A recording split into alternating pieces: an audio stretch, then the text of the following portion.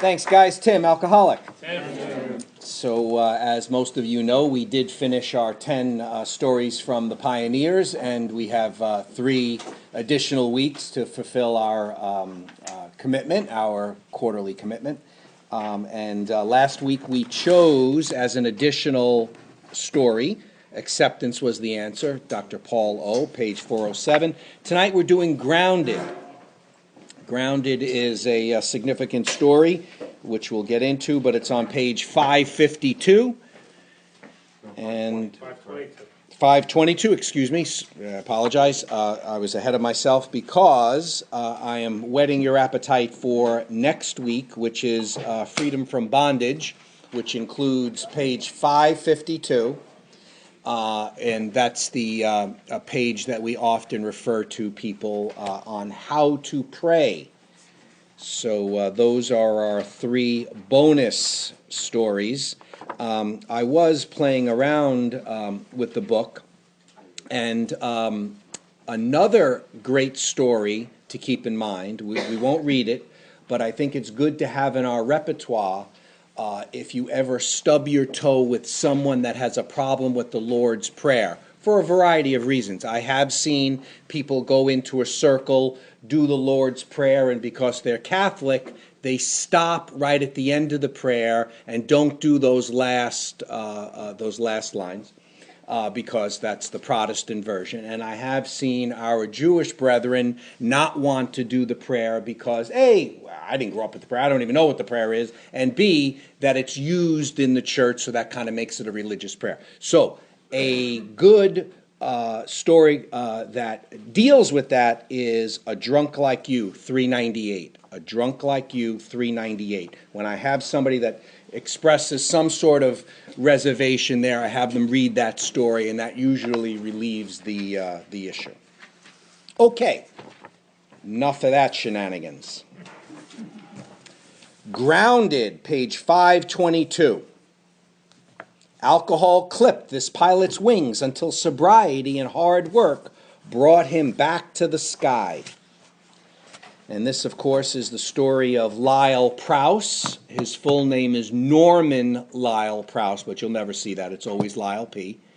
And I'll get into the story a little bit, but he has some great little details that we know. This is a story that is only in the 4th edition.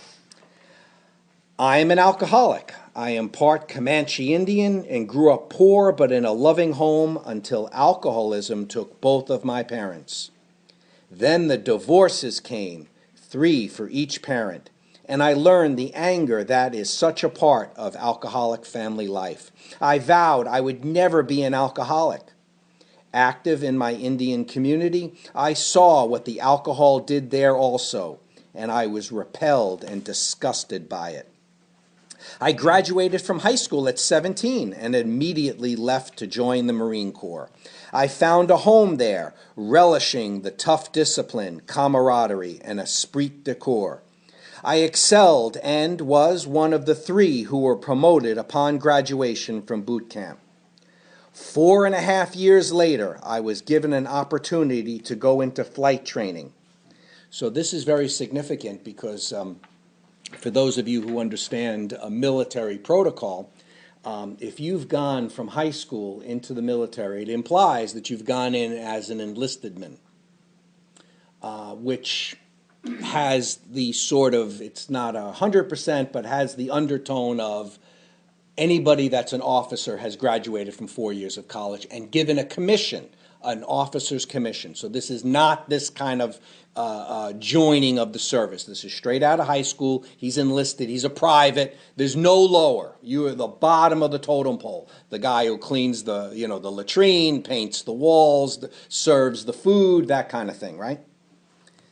Success at the end of the 18-month period would mean pilot wings and an officer's commission. So they've recognized his abilities and have given him the opportunity to bypass all of that protocol and to be given an officer's commission without college. Almost unheard of. Almost unheard of. And beyond that, to be given the opportunity to be a pilot makes it even, like, I don't think there's one other example of this, right? And if we go one step further, to be a fighter pilot, which is the creme de la creme, near impossible. Again, I excelled. Although most of my peers had college educations and fear of failure constantly plagued me, I graduated near the top of my class. I excelled at something else also. Drinking was encouraged. The pilot persona was one of hard, gutsy flying with equally hard drinking, and attendance at happy hour was considered a duty. I did not need any encouragement and reveled in the squadron camaraderie, good-natured joking, and competition at these events. 1 year into my training, I reported for the final phase and met a young beauty. I was drunk the night I met her, and she would have nothing to do with me. But I could never have approached her without the false courage the alcohol gave me. The next day I saw her again, this time sober, and we began to date. I graduated from flight training on her 20th birthday, and she pinned my gold wings and my second lieutenant bars on me. We were married 2 weeks later. We have just celebrated our 35th anniversary, and she is the most wonderful person I could have ever found. We immediately had 2 young sons, and I left to go to war in Vietnam. 13 months later, I returned. I spent 11 and a half years total time in the Marine Corps before deciding to get out because of the family separation my military career required. I had seen enough family chaos to know that I could never allow that to occur in my own family. So, reluctantly, even painfully, I resigned my commission and joined a major airline. I had gained a reputation in the Marines I was proud of. I had many accomplishments to my credit, a good combat record with decorations, and skilled as a pilot. Slowly I worked my way up within the airline structure and finally became a captain after 20 years. He's a captain at Northwest Airlines. It had been a strife-ridden company, and our family endured some tough times. During one of the lengthy labor strikes, we adopted a baby girl. She completed our family. Nearly half Chippewa Indian, she was a beautiful baby of 17 days when we took her home with us. My drinking continued to escalate, but I did not believe I was any different from my drinking comrades. I was very wrong. I had 2 charges of driving under the influence, years apart, which I wrote off to bad luck, and I paid handsome legal fees to get the charges reduced. This was years before the Federal Aviation Administration began cross-checking drivers' records against pilots' licenses. So I just want to stop here for a second. So he mentions this baby girl that he's adopted, and he's completely enamored with this girl. This is his pride and joy. And they develop a relationship in which love of no bounds. This is storybook kind of stuff if you hear him talk about it. He does an hour talk and includes a big part of it is this story. And he actually turned down a captain's position because it would have required him to leave the family. So he stayed as a co-pilot because to become a captain, you'd have to leave and you're sort of a junior captain, not near your home. And the minute she got to the point where she was going to high school, he took the captain's position. And at the exact same time, she ran away. And he developed such a resentment, such a hate for this child, that it actually played a big part in his bottom. So for 2 years, prior to what we're going to read next, the daughter leaves. He's in complete a mess over it. He hates the girl now, tries to void the adoption papers, like goes like way over the top on it, like the resentment is like ridiculous. So in the big book, we see that once we start to drink at someone or at something, your trip to the bottom is much faster. So for 2 years prior to this, he's doing that. One night, and the night is March 7th, 1990. March 7th, 1990. One night after a hard afternoon and late evening of drinking, I and my 2 fellow flight crew members were arrested. We were charged with violation of a federal law that prohibits the operation of a common carrier while impaired. It had never been used against airline pilots before. I was devastated. Suddenly, I was thrust into an experience beyond my worst nightmare. So, very specifically, what happened was the 3 of them, the captain, co-pilot, and engineer, all went out drinking the night prior. They get on the plane. They do a flight from, I think, Fargo to Minneapolis. They do a short hop. It's a 40-minute flight. And when they land, they're arrested. The police actually come on board the plane, and they're the first removed off of the plane. And it's national news. So he's been arrested. I arrived home the next day, sick at heart and unable to look my wife in the face. Ashamed and destroyed, I saw 2 doctors that day and was diagnosed as an alcoholic. I was in treatment that night, going in with only the clothes on my back. The news media had picked up the story, and it was blared all over the world, on all the major television networks, and my shame and humiliation were beyond words.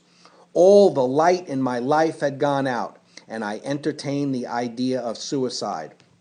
I could not envision ever smiling again or having a day with a bright horizon. I was hurting more than I ever knew a human could hurt, and I just wanted the pain to end. And one of these 2 doctors is the therapist he and his wife saw for 2 years, dealing with the loss of the daughter, with the daughter leaving.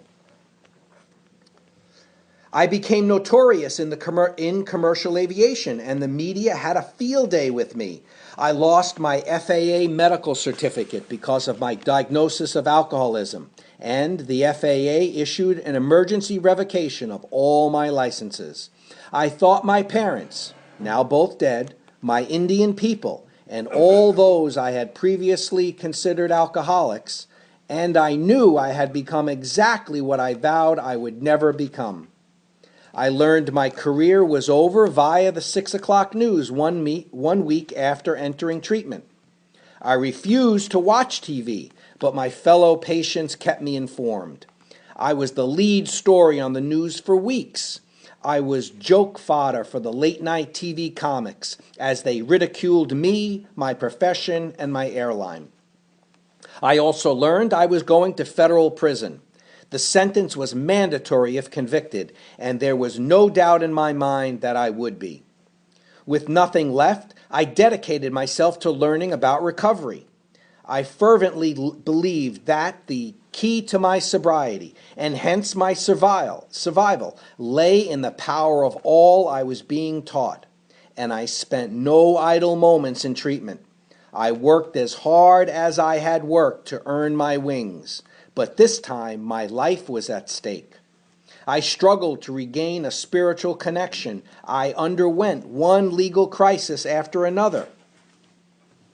As I got out of treatment, determined to complete 90 AA meetings in 90 days, but was afraid my court date would interfere, so I completed my 90 meetings in 67 days.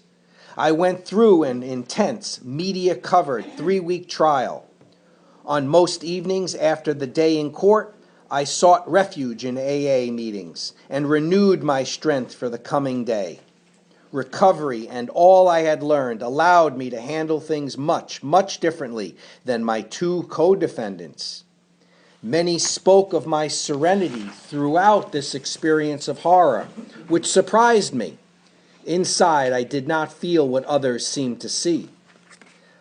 I was found guilty and sentenced to 16 months in federal prison. My two co-defendants received 12-month sentences and chose to remain free pending appeals, while I chose to go into prison and get it over. I had learned how to live life on life's terms and not my own. From somewhere back in my high school days, I remembered a poem that says something to the effect of, "Cowards die 1,000 deaths, a brave man only once." And I wanted to do what had to be done. I was terrified of walking into prison, but told my children that I could not come out the back door until I walked through the front. I remembered that courage was not the absence of fear, it was the ability to continue in the face of it. On the day I entered prison, 9 of my fellow pilots began making my family's house payments, which they did for nearly 4 years. After my release from prison, I made 4 attempts to get them to let us take over, and they refused each time. So many came to help us from places we could never have imagined. I served 424 days in the federal prison system. I started an AA meeting in prison, which was opposed by the prison administration, and they hassled us weekly as we came together to meet. The weekly meeting was a quiet oasis in the desert, a few moments of serenity in a prison full of bedlam. He was in Georgia. I think Atlanta, Georgia was the prison. My prison term was followed by 3 years of probation, which restricted my travel and had 13 other conditions. Upon release from prison, no longer a pilot, I returned to the same treatment center where I had once been a patient and worked full-time with other alcoholics. And he makes reference here to his pay, but it was $6.75 an hour. Pay was minimal, but I found I was effective at reaching others, and I wanted desperately to pay back some of what so many had given me. I did that for 20 months. For a long time, I did not consider flying again, but I could not purge the dream of doing so from my heart. One of my meditation books had said, "Before any dream can come true, there must first be a dream." I had been told if I wanted to fly again, I would have to begin at the very bottom with a private license, even though I had previously held the highest license the FAA awarded, the Air Transport Pilot License. I studied for and took all the lengthy FAA written examinations. I had to go back and relearn things I had learned 30 years before and had long since forgotten.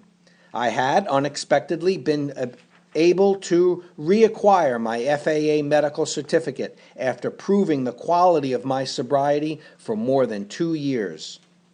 The trial judge had put sanctions on me that made it impossible for me to fly again because of my age.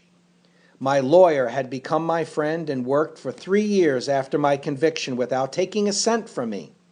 He was one more person who entered my life in a manner I could only ascribe to some kind of divine providence. He took a motion to the judge to lift the sanctions, and the tears came flooding down my cheeks when he called to let me know the judge had approved. With the lifting of those sanctions, the impossible became slightly less impossible. An extraordinary amount of work was left to do, but at least the attempt could now be made. None of my friends thought it possible to regain licenses literally from the ground up, but I had learned how to do many things one day at a time, one small step at a time, so I went after the licenses in exactly that manner. Had I chosen to view the whole panorama of licensing requirements, I would have quit. They were simply too overwhelming. But one day and one thing at a time, they were doable. So I did them. I knew no one would ever hire me to fly passengers. I was an ex-con, a convicted felon, a drunk. I had doubts as to whether anyone would even allow me to fly cargo. It took several months for the FAA to process my licenses and mail them to me. On the exact day they arrived, another miracle occurred. I received a phone call from the head of the pilot union, who informed me that the president of the airline had decided personally to reinstate me. I had not pursued the legal grievance process I was entitled to, because I knew my actions could never be defended or excused. I had steadfastly accepted responsibility in front of TV cameras and in the treatment center, because my recovery demanded rigorous honesty. It was almost beyond my ability to believe that the president of the airline could ever consider having me work for them again. I marveled at the courage of such a man and such an airline. What if I relapsed? What if I flew drunk again? The media would have a field day. For days afterward, as I woke each morning, my first thought was it had only been a dream, that it could not possibly have occurred. Almost 4 years after my arrest and the explosive devastation of my life, I signed my back-to-work agreement, restored to full seniority, given the retirement I had lost, and once again an airline pilot. A large crowd gathered to watch me sign the document. So much had happened in my life. I lost almost everything I had worked to acquire. My family had suffered public shame and humiliation. I had been the object of scorn, shame, and disgrace. Yet much more had also happened. Every loss had been replaced with rewards. I had seen the promises of the Big Book come true in a magnitude I could never have imagined. I had gotten sober. I had regained my family, and we were once again close and loving. I had learned how to use the 12 steps and to live the wonderful program that was founded so many years ago by two drunks. So getting the family back together, and while he was in treatment, he did reach out for his daughter. The wife had some communications with her, and a complete relationship was restored.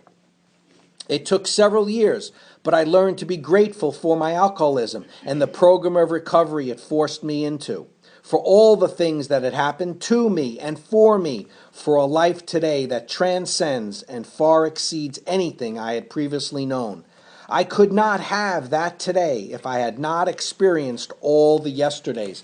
So I think that makes a great point. If he would have held on to that resentment regarding the daughter, regarding being fired, regarding himself having to go to prison, he never could have had the wherewithal, the spiritual power to have regained all those things. In other words, it's almost as though the door will never open if we hold on to that past.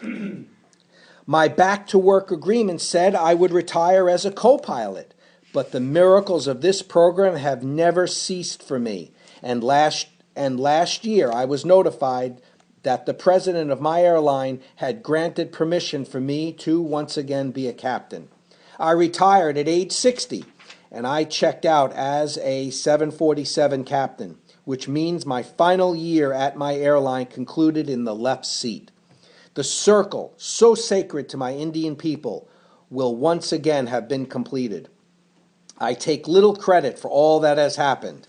I suited up and showed up, but the process of AA, the grace of a loving God, and the help of so many around me have been far more responsible for all the events in my life. Today, one of my sons has more than 3.5 years of sobriety after nearly losing his life to alcohol and drugs. He is truly one more miracle in my life, for which I am so deeply grateful. I have returned to my Indian people once again after a long, shame-filled absence. I am dancing again and returning to the old ways I left behind. I have spoken at 2 Native American AA conventions, something I never thought I'd see when I was a youngster growing up. Adversity truly introduces us to ourselves. The bottom, right? Adversity truly introduces us to ourselves, but we need never deal with our adversities alone as long as we can find another alcoholic in a meeting of Alcoholics Anonymous. And just the end on that story is on the way out, Bill Clinton actually pardoned this guy. And a lot of it was to do with the help of the judge that sentenced him. He wrote a 3-page recommendation that helped him get the pardon. Great, thanks so much.